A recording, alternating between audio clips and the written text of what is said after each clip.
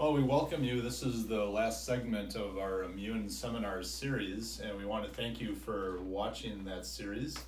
I have Mona here with me, and we've had people basically, have some questions that they've submitted to us on this whole series, and so this particular segment is to really answer some of those questions so that you can all hear those questions and get a good answer. And Mona and I are going to just take turns going through these questions and hopefully giving you a good answer. How's that sound? Sounds good, Marty. All Shall right. we get started? Good. Yeah. So if you don't mind, I'll start with the first question that we've had submitted, and that one actually has to do with food intolerances. So this particular question was food intolerances and the immune system, which was discussed a little bit, and how to figure out those food intolerances. How does that all work, and how do we even get to that end result of figuring that stuff out? Yeah, thanks, Marty. Mm-hmm. It's actually something that I do talk in my PowerPoint presentation, but it's a really important topic to understand in terms of our immune function. The first thing I want to just say is that there is a big difference between allergies and food intolerances that I just want to clear up firsthand. Now, an allergy to a food, we tend to know right away because the immune system responds quite quickly.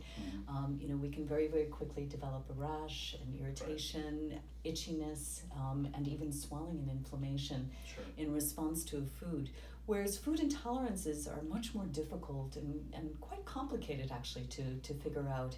I always give the example of somebody being intolerant to eggs, eating an egg on Tuesday and not responding with symptoms until Friday. So you can have as much as 72-hour delay between your actual symptom, eating the food, and the time that lapses before you actually develop the symptoms. The symptoms are also quite wide-ranging.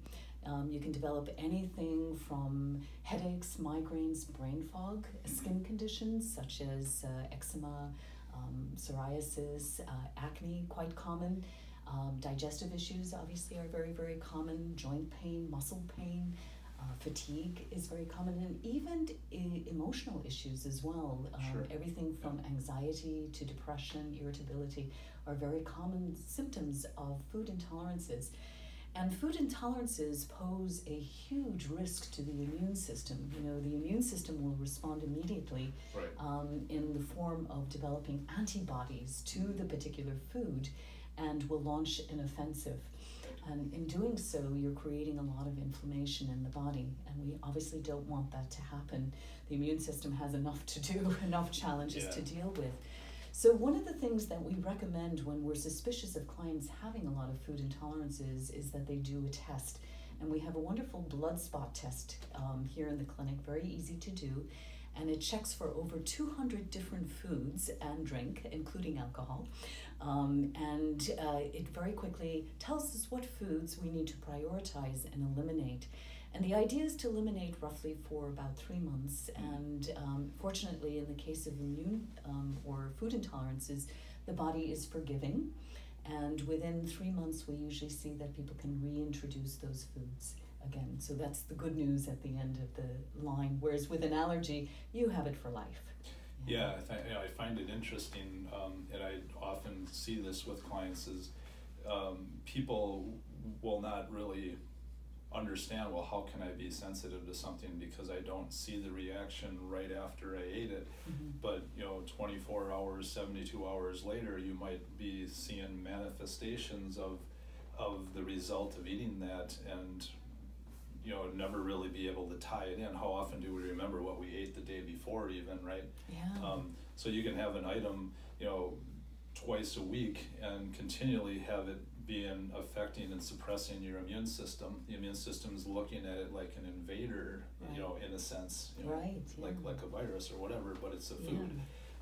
So it can be a very tricky thing. And oftentimes I find, and you probably as well, is that until we have people food journaling, writing down what they're eating, and then also writing down when they feel a symptom coming on, then we can look 2 days, 3 days back and go, oh, all right, well, we we see this pattern, right? Yeah, You know, but the food intolerance is much of a quicker way of, you know, just finding that out. And so what is that actually looking for? So we do a blood spot test, first of all.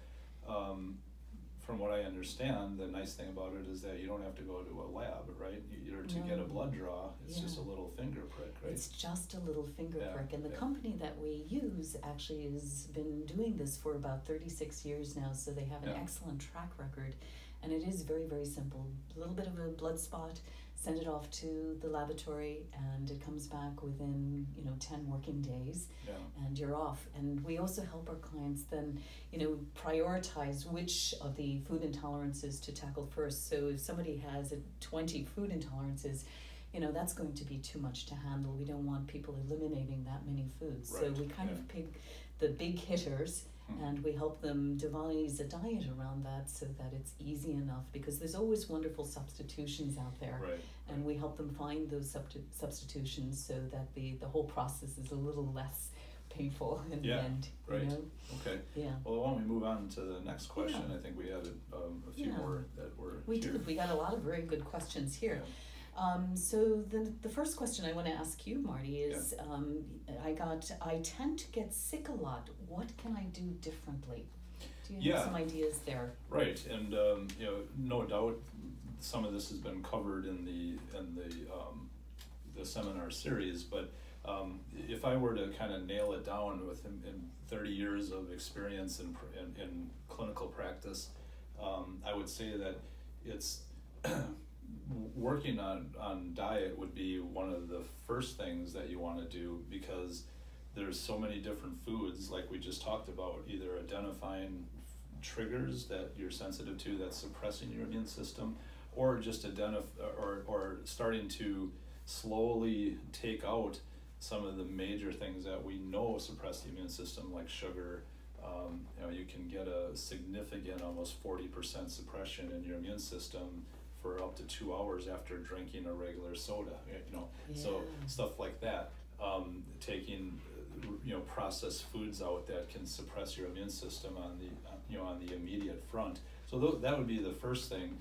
And then also something a little harder to maybe do on your own or identify, but we see so often, is adrenal health. And maybe it was Paige that talked a little bit about that, but adrenal health is huge. If the adrenal glands, which control your stress hormones, cortisol levels, they produce adrenaline, your energy, vitality, but if they get suppressed, the whole immune system starts to get suppressed, and the person won't even heal as quickly, believe it or not. So those are the two big ones that I find are critical in working on. Yeah, and Marty, how would you actually work on healing the adrenal glands? How would you go about that? I mean, a lot of people don't even know what the adrenal glands are, Right, yeah. Like we said, they're small glands above the kidneys. They control a lot of different, they regulate a lot of different hormones. They play a big role in your energy level. But usually, the way that we start is by doing simple testing to see the state of how those adrenal glands are. One simple thing you can do at home is take your blood pressure lying down. You might need someone to help you, and then take it immediately when you stand up. Your blood pressure should actually rise 4 to 10 points when you stand up, because the adrenal glands are kicking adrenaline in to get your heart to pump blood to your head. Some people might get up quickly and actually get kind of faint or dizzy because the adrenal glands aren't responding as quick. But if that blood pressure actually drops, then we know that, hey, there's a problem right there. We do that in the office at times, and once we determine what's going on, then we can actually start giving a person the right nutrition to rebuild those adrenals and show them the right diet that would be conducive of that. Fantastic. Thank you. Next question here is really more, this is kind of a two-part question, but is there any, if there's any one thing that I should do as a question, or I should be taking, what would it be? If there's any one thing I should be taking, what would that be? So that's a question. Loaded gun, right, Marty? We have a lot of there's a lot of things. Good supplements that we use. Depends on the root cause too. Right, absolutely. I think my go-to would be actually a probiotic. Because when we think of the immune system, 70% of the immune system is actually in the digestive lining. Okay. And the curious thing is that the immune system is actually trained in by the gut bacteria. You know, we have over 100 trillion bacteria that live in our digestive system, and they train our immune system in early in life, so the first 2 years of life, and they continue to keep our immune system strong throughout our life. And now we're supposed to have about 85% good bacteria in our digestive system, and about 15% not so good. And the good, the bad guys kind of keep the good guys in check. Right. But the problem that we see in the clinic over and over again is that imbalance or dysbiosis, where most people have too many of the bad guys and they have taken over. And this actually can lead to, a dysregulated immune system and ultimately disease in the body, specifically autoimmune disease. So the first thing that we want to do is to correct that imbalance. And the way we do that is we can use foods, definitely. But a fast way of doing that is by actually introducing the correct bacteria into the digestive system. And this is where, again, where we advise people, because there are a lot of different types of probiotics out there. We have the traditional lactoacidophilus and the bifidobacterium, but we also have things like Saccharomyces boulardii, which is a beneficial yeast. And we also have soil-based bacteria, bacillus bacteria. So it's finding the right combination and then also knowing how long to take these probiotics. Because if you take a probiotic indefinitely, and I see this over and over again, our clients, they find a good probiotic that they like and they continue to take it, but you can actually colonate too much of a good guy, and they actually become bad guys in the end. So you need that diversity and you need that balance. So and that's actually was one of the other questions that was submitted is, well, how long do I take, certain supplements? So in this instance, what I'm hearing you say is that you don't want to just take one probiotic and just take it indefinitely, because you can actually you can start with a good thing and create a imbalance of that, right? So what do you normally recommend? Well, normally with the probiotics, I have them finish off one bottle. So they buy, a certain type of probiotic. I have them finish it off. I actually have them lay off for about 7 days in between. And then we introduce maybe a different types of species. Maybe we'll go from the lactoacidophilus to more of a soil-based bacteria. So we introduce different types of colonies into different strains into the gut. Cool. And why do people get imbalanced to begin with? Why do you think it's such a prominent thing in America right now? That's a loaded question, Marty, and there's about at least 10 different answers, but I'll tell you a few. One is just the choice of foods that we eat. If we're eating too many sugars, processed foods, bad fats, trans fats, we actually feed the bad guys in our gut, in our gut, and they proliferate. On the other hand, if we eat a well-balanced diet, we get good healthy fats and good proteins, and we watch our processed carbs, especially, we colonate the good guys in our digestive system. But there are definitely other factors as well. Medications can alter the bacteria that live in our digestive system. Stress is a big one. I find this fascinating. In one of the studies I was reading is that an inert, kind of a neutral bacteria, if you're under a lot of stress, it actually can turn into a virulent bacteria. So stress and our emotional state have a big impact on the health of our bacteria. And then there are, of course, a lot of other things, a lot of other factors, antibiotics, the medications they mentioned, the food intolerances, they come back into play again. So we have to look at the full symptom picture. You cannot just isolate one or two elements. You have to look at the person as a whole. That's good. That's holistic medicine. That's what we do. So. Okay, well, why don't we move on to the next one? All right. So, Marty, I've got a question for you. Okay, what's the difference between whole food supplements and synthetic supplements? You know, with the ones that we pick up in the Walgreens and CVS and Costco versus some of the ones that we use here in our clinic. Okay. Can you describe the difference between those? Sure, yeah. I mean, first off, we really pride ourselves in using more whole food therapeutic nutrition.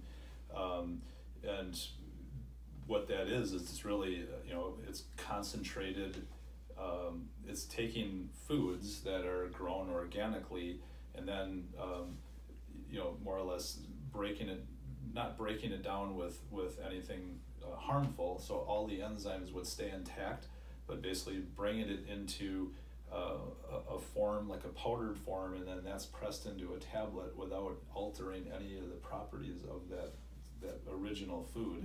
So you have a concentrated therapeutic food stuff, that you're taking in a tablet form, right?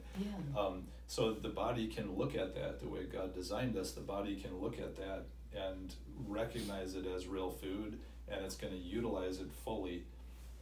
Synthetic vitamins are taking, like for instance, a synthetic B vitamin is isolated fractionated B1, B2, B3, B6, but it's actually derived from coal tar. So and so the molecular structure of that B1 is the same molecular structure of the B1 in food, but it doesn't have all the enzymes and cofactors that are naturally there, that God put there. So therefore the body looks at that synthetic B vitamin and goes, your body's like, I don't recognize it as real food, so it's going to rob those enzymes and cofactors from you to figure out how to metabolize it. So it's actually creating other deficiencies as you're trying to, utilize it. Whereas the whole food nutrients are going to just restore the body much quicker and more thoroughly in that respect. Right, and the truth is, we're still finding so many cofactors. It's like with vitamin C, we know it's not just ascorbic acid. Exactly. It has so many different other components, and we still don't even know what else nature is, what we still have to discover. I mean, a good example, you touched on it, is vitamin C. We actually see a lot of people with a low-level subclinical scurvy, which is a vitamin C deficiency. What does that look like? Well, they bruise too easily, or whatever it could be, the vessels are hemorrhaging, or things like that. Ascorbic acid doesn't solve scurvy. It's just the wrapper of the molecule of vitamin C. You need the whole element of that substance to actually solve that, and usually that's how we do solve it. I see that all the time. I had 2 cases this week actually that way. And just eating, I'm thinking of vitamin C rich foods would be things like oranges and kiwis. We know that a lot of our foods now are, they don't have the 50% lower nutrient content today than they did 50 or 100 years ago. Over farming and things like that. So supplements actually become a necessity, not just something that we casually take, but for a lot of people it becomes essential. And there's a lot of foods that there's a lot of food stuff that we don't get through the balance of our diet. I think there was a second part to that. I'm going to ask you that. And someone was asking whether these supplements are also safe to take for children. And that's an easy question. That's a beautiful tie-in. And what I often tell people is that, well, you might take less for a child because based on body weight, but if a child can eat food and that's safe for them, then these whole food supplements are safe. And that's the beauty in whole food nutrition. So we can't overdose with a young one. Okay, very good, Marty. And then just I have one final one on the supplements, and that is somebody was asking, how long should I supplement for? Is this something I do indefinitely, or a short period of time until my symptoms are gone? I mean that can vary depending on what you're trying to accomplish. Like if I'm trying to accomplish vitamin C deficiency or scurvy, subclinical scurvy, excuse me, then I might go on heavier doses of that whole food vitamin C for a period of time until I notice the bruising is stopping. I'm not bruising so easily, and then scale it back down, and they may be able to phase out of it at that point and try to get more in just from their diet. In other cases, it really depends. That's where oftentimes we can regulate that through, when we're testing people to determine, okay, is the adrenal glands or different organs that we're working on, are they improving? Yeah. And we will know if we should scale off of some of those supplements. But, there are certain foundational things like a good whole food multivitamin or probiotics that you might want to be doing long term because of the environment, the harsh environment we live in. A lot of chemicals in our environment and over farmed fields, so we need to be able to get those elements that you're not getting normally. Yeah, and that again ties into our whole topic of strengthening the immune system. Exactly. Making sure that the immune system has all of the nutrients that it needs to function optimally. Right. Yeah. Absolutely. All right. Yeah. I think we covered all of our questions. Marty, do you have some? Yeah, I mean the last question that I saw on the list was that people are asking, or a few people had submitted that I'm ready. I really like what I've heard so far with this whole series, and I'm ready to get started. What do I do? What happens next? And in some of the end of our series, we talked about that you can call for a phone, basically consult, if you will, and that's a no obligation thing. And maybe you can kind of tell the audience, why do we do that to begin with? Just real briefly. So this is actually a 15-minute free consultation. So you can tell us all about the things that you have going on, and it's a way of both filtering out where we can help and where we can't help, because obviously there are certain things that are beyond our scope, and hopefully we can refer you on.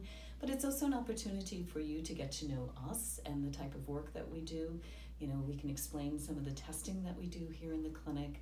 So it's a nice introduction, and then from there, we actually will schedule an appointment, and your initial appointment would be about an hour and a half in length, where we go through the testing, some of which Marty already explained, so that we get a good baseline on some of the issues that are particularly your concerns, and also ones that we discover, underlying issues, because here in naturopathic medicine, we always look, what's at the root of every illness. We want to get at the root cause. We don't want to just mask the symptoms. So that's why we take that time with our clients, and we do the investigative work, and the programs that we offer here. We like to work with clients for at least 6 months, anywhere between 3 and 6 months to start, and then beyond, of course, because with natural healing, it takes some time, but again, hopefully we set you on a path where not only are you healing the root cause of the illness, but then also really exponentially optimizing your health and the strength of your immune system.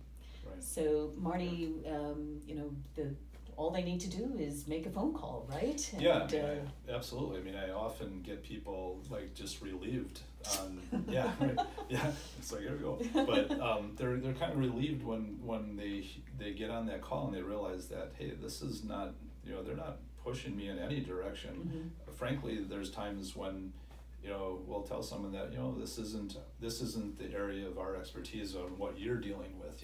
It's beyond what, but we may recommend another practitioner in some other county or whatever. But really, it's to build rapport and to understand, hey, is this the right fit? Can we be helpful? And is this a right matchup? Okay. But within that, if we do go forward, the initial visit's about an hour and a half, and we do what's called a heart rate variability test, which helps us to understand much more about your health than your heart, but it helps us understand the relationship, how your nervous system and your organs are functioning. We do, I talked about the medioxy test, which is a test that tells us if the inflammation on the cell wall is going on, 50 times more accurate than blood work. So That's actually part of that initial, as well as some other hands-on testing that the adrenal testing yeah, that you the mentioned. adrenal testing, Body all of composition. that, body composition, going over any existing blood work that you might have, even if it's 6 months old, right? All the practitioner time for that full hour and a half, that's all included in that visit.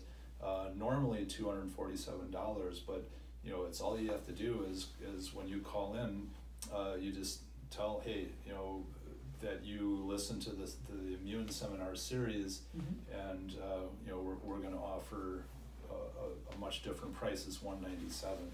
So you know, it's something that, a no-brainer. Yeah, we talked about. It's, you know, the value and the tests are worth more than that, plus all the other benefit. So that's something that, you know, as you know, with management, we kind of decided to offer that, you know, in that respect. So, okay. So going back again, the first step is to make that phone call, and the number here is 262-251-2929, and we really look forward to helping you on your journey to better health. Yeah, the website totalhealthinc.com, just as a reminder as well.